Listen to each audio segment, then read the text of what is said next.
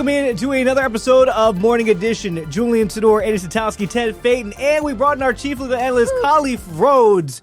And we're starting because, I don't know how to politely say this. I feel like a lot of Mecklenburg County's finest had their day in the state capitol. And one of the things, the big thing, is what happened this past August on the light rail. Iryna Zarutska tragically losing her life. And they kind of got taken to task.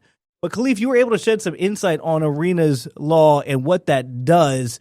Can you kind of take everybody through it for people who may just be finding out about it? Yeah, I mean, this is a response to, and I say this all the time, whenever there is a law, it's going to be in response to something. It is extremely rare that you'll have something like a preventative or, proactive approach to creating law. It's reactive in nature. Something bad happens, we don't want it to happen anymore, create a law, and then it stops. So in response to the stabbing on the train, a number of things happened. The conversation about violence, the conversation about safety was increased. And obviously this was the second stage of it, being up there, having those conversations with lawmakers. But that implementation of the law rolled back what magistrates can do, basically made them only be able to, address charges that weren't violent, got rid of a number of things in terms of written promise to appear. But the biggest thing is they created this new level of an offense. So now you have this violent offense category. And because they created this violent offense category,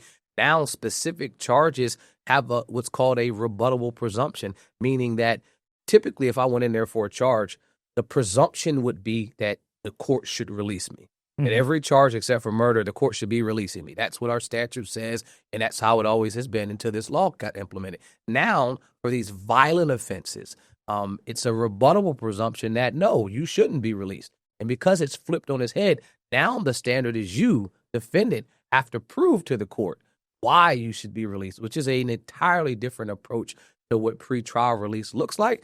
But this is where we're at now and in response to what happened. Go ahead. I was going to say all of this comes in response to there was understandably a lot of outrage. This person who is accused of murdering Iryna Zarutska, a long history of mental health issues, in and out of jail, in prison.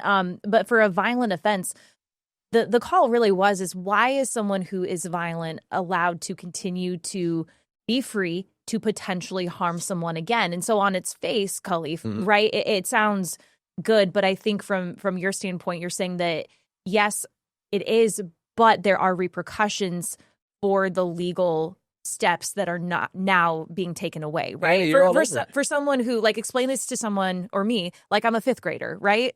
You're all over it. I mean, in law school, they tell you about secondary effects of laws.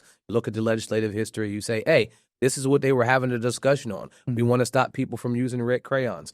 We'll create a law that makes you not be able to use red crayons. But then what happens? Now there is an oversupply of red crayons, and now we don't have anywhere to store them because we have too many. That's the secondary effect. That's probably an elementary way of looking at it. And so with these type of things that were implemented, when I look at the law, it's two facets. It's the law is on its one hand at punitive and rehabilitative after a person is convicted. But on the other side is due process before conviction. And both of them are extremely important because if you were convicted of a crime and you genuinely were like, hey, I did not do this, you would want the law to say, I'm going to give you your due process, your opportunity to defend yourself and to be free while doing that. Well, now what we've had is because there is an increase in people's minds of violence that I am not concerned about your due process as much as I am about the safety. And it is a balance. You as an elected official, these individuals are up there. You as a judge listening to the case or the prosecutor prosecuting, you have a responsibility to balance both, to make sure that you are not trampling on someone's constitutional due process rights, but also ensuring that you get towards the end game, which is some type of conviction that gets the punishment and rehabilitation. But that's a long path. That's not easy. And people, when violent things happen, they don't want to hear anything about due process, even though the Constitution requires that. That's why you have defense attorneys, beating the table and beating the drum saying, well, I know you're outraged, but you got to remember two things. People are innocent till proven guilty, and that due process comes before the criminal punishment aspect that people normally want at the front. Ted, outrage they want that at the beginning. Ted, I do want to get you in here, but real quickly, I do want you to explain something to the viewers. Can you talk about the autonomy that magistrates had before this? Because a lot of what you're talking about with Iryna's law, magistrates had kind of the freedom to decide based on case whether or not somebody should be free. Can you talk about what was existing before and your experience as a magistrate? When these cases come to you, it's not like everybody was getting sent back out on the street. No. What duties did they have and what freedoms did they have to decide, okay, who needs to stay behind bars and who can be out on bail? So a magistrate position itself, I'd say first looking at that's a creature of the justice of peace. Where it was created was that we understand we don't have district court judges sitting around all night. But we do want to ensure that when a person's arrested, that they have an opportunity to get conditions for release set at a time, maybe at 1 o'clock in the morning, 2 o'clock in the morning, when a judge is not available. So they created this process for magistrates to be available. Before Iryna's law, there was something called the Pretrial Integrity Act. Got implemented last year, voted on in 2024, but implemented in 2025. That was probably the biggest shift, and I'd say I was probably connected to that for the things that we did here with the bail policy. Our former chief of police went up there to Raleigh and lobbied for them to make changes to what the magistrates could do. So when I was there, magistrates could set conditions for release for every charge except for a murder charge, a homicide, any other charge. I mean, every charge, violent, nonviolent, anything from A to I that came in front of a magistrate, they could set a condition for release. Then that Pretrial Integrity Act came, and they took away probably 60 charges that a magistrate could touch. This Iryna's law took even more, and they created that violent offense where it's extremely hard now for a magistrate to do much of anything that's connected to violence. And so it's inevitable that will slow down the process. Just to put it in perspective, on any given night in Mecklenburg County, you may have a few thousand people that may come through there on the weekend.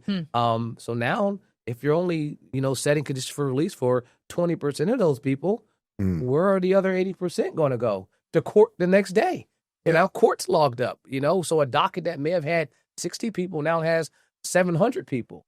Those are real numbers that you will be seeing and have already seen in the court system. So the people that manage that, it's going to be hard to figure out what that looks like in real time. Yeah, that's exactly what I was going to kind of allude to. As you mentioned, the colors, the red crayons before the backlog. We know these bills, House Bill 307, written in black and white, but these cases are thousands of shades of gray. And with the magistrates not having that discernment. Exactly. And but you mentioned the specific focus on the broadening definitions when it comes to the crimes included, the violent crimes, and that backlog that happens to the court, the weight that puts on the prison system. Touch on that a little bit into some of those repercussions that might not be seen on the surface but could echo into other areas. Well, I mean, as a criminal defense attorney that practices, if you're waiting in a courtroom like a first appearance court, that's our courtroom 1150, and sometimes they move it to a couple different places. But if you're waiting in that courtroom, it's already going to take a long time because they're going to do everyone that's in the jail first, and then they're going to do your clients if they're waiting and they're out in custody. And so a room that's already standing room only, you're in there maybe for an hour or two, it may be an all-day affair. They may not get to your client instead of 9 o'clock in the morning, 3 o'clock in the afternoon. And so if you're there handling that case, that means you're not somewhere else handling another case. And I know people can say, well, I can deal with that inconvenience of your time because it allows us to feel safer. But I would want to make sure that there is numbers connected to the safety that these type of changes will bring. And if you can't point to the numbers, then the impact that it's going to have on the criminal justice system in terms of slowing down the wheels of justice will be long-term effects. Right. I mean, that's going to be something that you can't sugarcoat. Khalifa, I have a question about some of the long-term effects, but I want to get back to something that I just can't seem to get rid of in my mind. Were magistrate judges doing a poor job? I mean, because we're talking about this, and let's call a spade, right? Was this needed?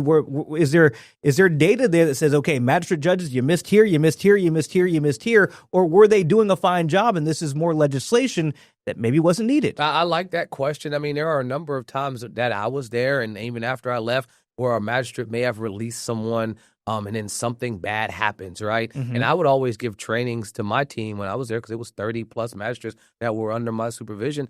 I'd say that something bad can potentially happen any day. And we don't live in a bubble. So because you let this person out and then they go out and do something, don't take, internalize it like, man, I can't believe I did that, because now you'll second guess every decision. Right. You have to look at the person that's in front of you and based on their criminal history, based on the things they've done in the past, make an informed decision. And you're doing a risk assessment. What's the risk of them coming to court or failing to come to court? What's the risk of them committing a crime, specifically a new violent crime? And if the risk is diminished, if there is not a high risk, you should be comfortable with making your decision. So how do you make that risk determination? There's pretrial assessments that are done. You have a criminal history that's given. So you are taking everything that you got, putting it in front of you and saying, all right, where do I think this person should land? So on the flip side of that, and this is why we made the changes when I was there in 18, when we rewrote the bail policy, the statute requires you make an individual assessment of the person. That wasn't happening before. What was happening before is that people would just say, hey, you group over there. It's 20 of you, stand up. Your bond's $10,000. Okay, sit back down. Wow. So in response to those things happening, people were getting sued in states across the country. Right. So Mecklenburg County specifically said, we don't want that to happen here. Let's go ahead and be forward thinking. When I got there were numbers on the wall, and they said, hey, this charge, assault on a female, $25,000. Assault with a deadly weapon, $50,000. Well, that's not an individual assessment of that person's ability. So it's back to that due process. You can talk about the violence and how it affects you, but you also got to say, are we doing what the Constitution requires? And our answer was a resounding no. So to your question, Julian, I think there are times when magistrates get it wrong, just like Superior Court judges and District Court judges. But you can't Monday morning quarterback it. There are some blatant times like, okay, I remember sometimes where a magistrate set conditions for release for a murder case. Well, that clearly was not constitutional. You statutorily couldn't do it. So we're scrambling. Okay, we got to fix it. This person shouldn't have got a release. Wow. Yeah, that's a clear drop of the ball. But anytime someone sets a condition for release and a person commits a violent crime, you're going to think about it. You're like, darn, I probably shouldn't have let him out. Yeah. But if you're really second guessing yourself every time, you're going to be terrible at the job because now you'll say, I'm not going to let anybody out. Right. Even people that probably should have got out.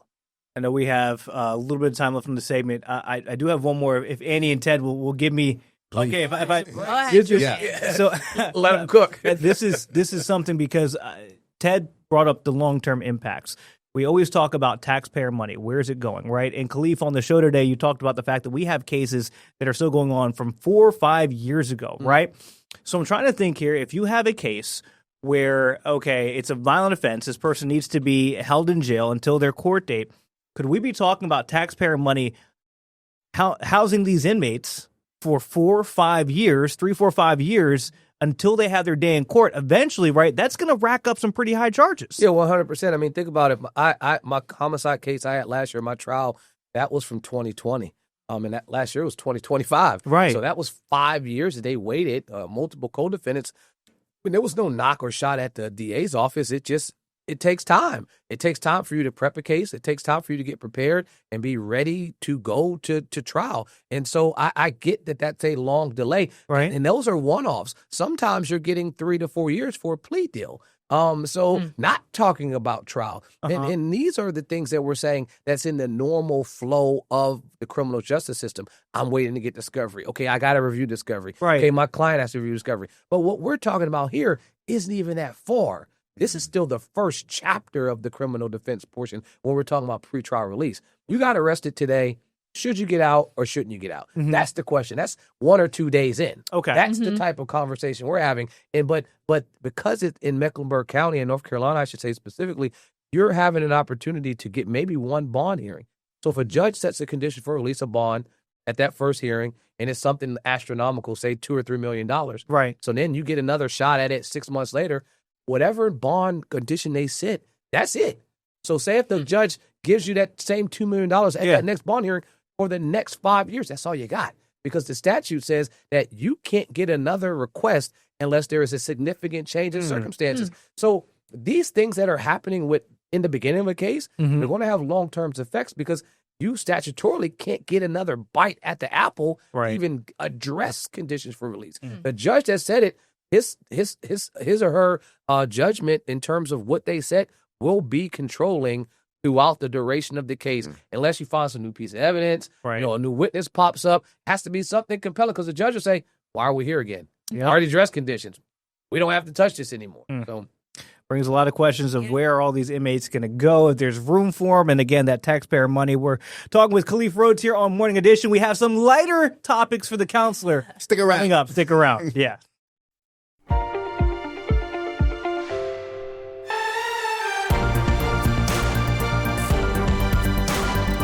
Welcome back into Morning Edition. We still have Chief Legal Analyst Khalif Rhodes hanging around, and we want his expertise now talking about Super Bowl snacks. I heard Mr. Rhodes had pretzels, wings, every single type of dip. Yeah, actually had pulled them out from the middle of the United States. Khalif, what was on your spread? We had way too much food. I can tell you this, but this is not the first time. We've always have a lot of food. So, for kids, you got all different types of personalities. Like my oldest daughter doesn't like pineapple, so I'm like, who does that? But then my son loves pineapple, so you got to get multiple types of fruit trays, Then my wife, I, and my son are pescatarians.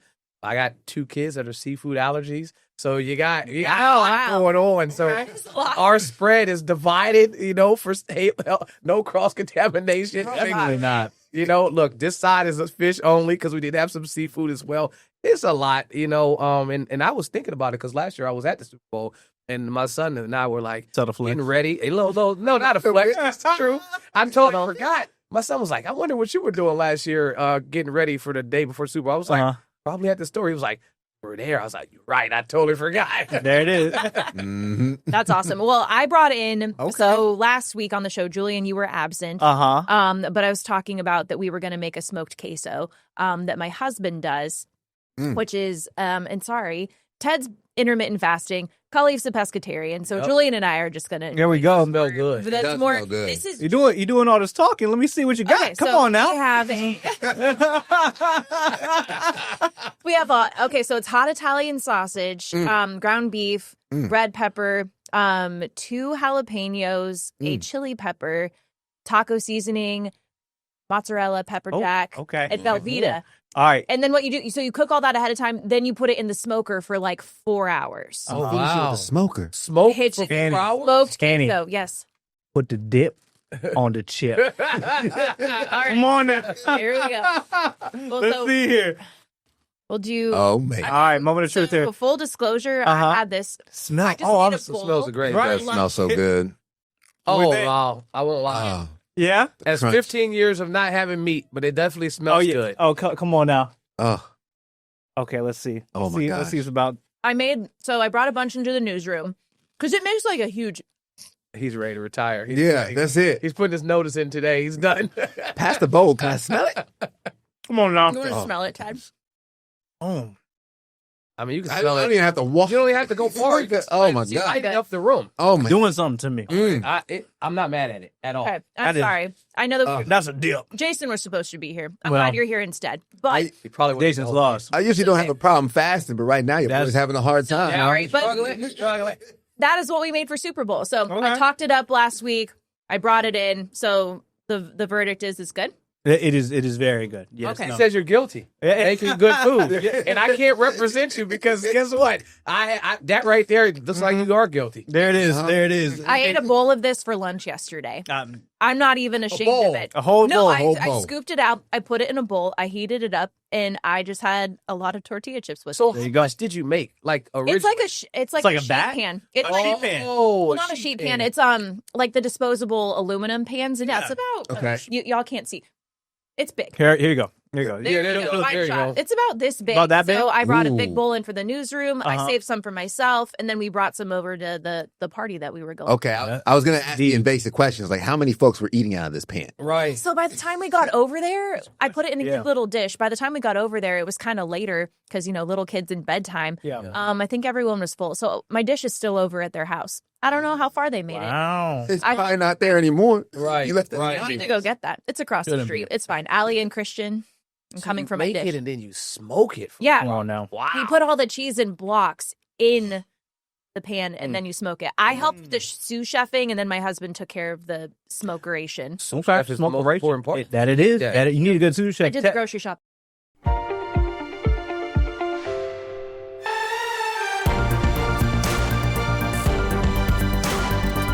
Edward, what you guys have in the Phaeton household? Boring spread for them. I mean, we had the wings, of Right. course, and then we had a pork loin, asparagus, and my wife has dialed in to the T her mashed potatoes. Talk about it. Creamy mashed potatoes made from Yes, scratch. Lord. So I had like 3 or 4 helpings of that. Speaking of the fasting, I had a 24-hour fast before that. So I do want to say on the pod, shout out to my family for dealing with my small window. I had 40 minutes to take in my full days of calories, and One time. I had Ted, like this 3 sounds plates. awful. Yeah. Wow, that Oh, sounds like it was fantastic for those 40 minutes. Shout out. Say that. I mean, does your tummy hurt after that? It has to. Has to. I intermittent fast a lot, and I fast multiple days. When you come out of it, it's definitely, you don't have the size of the stomach that It's you shrinking. did. So anything you put in there feels like it's a ton. Yeah. You talked about wings, though. When I was driving to get our pizza, Oh, yeah. I saw a line wrapped around the building at Wingstop. I was like, Stop. I've never seen that before. It's probably like So good. 70 to Yeah. 80 people out. I'm like, So good. the wings can't be that good. It's those lemon pepper. Yo, I It's mean, the lemon pepper as a wings. former lemon pepper wing lover, I can There agree. we They're go. good. Wingstops is good. Oh, Yeah, yeah. I like Wingstop. Winging outside and 80 dressed people? Absolutely not. Ain't no way exactly. Julian, Yeah. almost, you made something really good. I for did. tacos.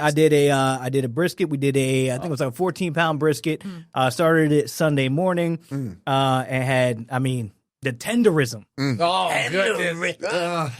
When it gets out and it wobbles. Did it wobble? Oh, it wobbled. It wobbled. You know, I'm gonna show the picture. Now, Annie brought in her stuff. I don't see no wobble. I don't see no Where's my I'm wobbly gonna let y'all can tell. Throw the glass and start stomping. Y'all can just tell on that right there. Look at the wobbly. Oh, now, man. if y'all He's see, very proud of it. That's I am very proud. But the day after, this is when it really got good. Showed off on this So one. I sent the video to Ted, and I was like, I don't know if I'm going to post this video. Ted's like, you got to post it. I think we're going to add this in post. So what I did, Khalif, took the brisket, right? So most people, they reheat the brisket and they rush it. You can't rush reheating brisket. Okay. So you take some beef tallow, right? Yeah. Put it in there, full packet, 225, low heat for like 20, 30 minutes, okay? That's so it comes, patience. it comes out just as good as it did when it came out of the oven originally. Now, for the Super Bowl, have to have chips and dip, right? So I made some fresh pico de gallo and some fresh guacamole. So what I did was took a corn tortilla, put it on the pan, warmed it up, put a layer of the guac, put the brisket on it, then the pico de gallo. Let me tell you, with the citrus and the crunch from the jalapeno and the onions cut right through the brisket, and the guacamole just melded it all together. Sound Cut like through that buttery. Y'all hold me down. I'm slapping. Right. He sound like he about a food truck. Yeah. Man. Brisket, pico de gallo, guacamole. Your boy not playing around. Your boy, Say missing the tortillas. What is that? A corn tortilla. It was red. corn tortilla, because you cannot go with a flour tortilla. The flour tortilla will not hold it enough. You got to get that corn tortilla. That is the way to go. Okay? Solamente corn tortillas, all right? Solamente corn tortillas. But what happened after that? Y'all, you try. All right. What happened after? All right, you know what? They're going to have to figure out a way to put in a break here, because we're going to go to time. So I'm just going to, Annie wants me, and I have my legal aid here, my attorney, so he will protect me. I know this for a fact. I don't know really, but so here's the thing. I have learned in marriage you need to disclose things properly to your wife, right? If you don't, you are then liable for any of her actions after the fact. So I made the brisket in the oven. There were some drippings in there, and I told her that, hey, don't cook anything in the oven. Did you tell her that? Until I did. I did. But did I confirm? I did not. Did I follow up? Did not. Okay. Didn't You didn't verify. effectively communicate this? So last night I'm busy working on some stuff, and she wants to make a baked potato. Oh, no. And I started smelling something like, all right, whatever. I just need to get this work done. Jordan goes to open up the oven. It's been sitting on 400 degrees. Yeah. If y'all have seen Backdraft, it wasn't that bad. But the smoke, shot Smoke out of there. bomb. Legitimate smoke bomb. But here's the thing. Instead of closing the oven, what does my wife, my beautiful, lovely wife, opens up the door to the patio and just walks out. She says, Julian! Yeah. Julian. I'm like, so I got to get up, close the oven, and there were some words exchanged, but she said, this was your doing. So, Julian, I'll say this as your legal representation. My legal counsel. Do I have a case? As someone that's been married for this year will be Talk to me. 20 years. To me. I'll say I can't represent you. I have to go with your wife because she has the winning case. You are totally in the wrong. You did not verify that you told her that. We're gonna have to reach a settlement outside of court. With that does it for another episode of Morning Edition. We'll catch you all next time. Ladies and gentlemen of the jury, guilty. Guilty.